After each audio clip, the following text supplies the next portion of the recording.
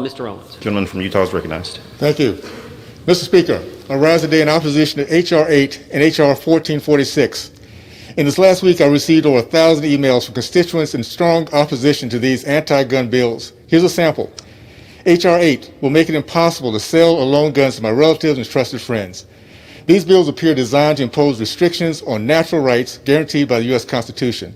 And finally, stand up for our rights and oppose these measures with every tool in your grasp. I absolutely will fight these measures with every tool in my grasp. These rights to protect my life, liberty, and property were granted to me by God and cannot be taken away from me by D.C. bureaucrats. I grew up in the Deep South at a time when Black Americans were unable to defend themselves. After the Civil War, black codes and Jim Crow laws prohibited people of color from owning firearms. In mid-1950s, Martin Luther King Jr. kept firearms for self-protection, but his application for concealed weapon permit was denied because of racist gun control laws in his state.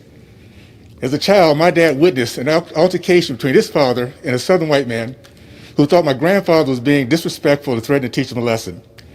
Later that night, he drove up to my grandfather's home with a bunch of his friends, standing on the forerunner of a Model T Ford. My grandfather was prepared. He and his brothers had hidden around his front porch, and as these bullies and cowards approached the house, they heard the click of rifles and left as fast as they came.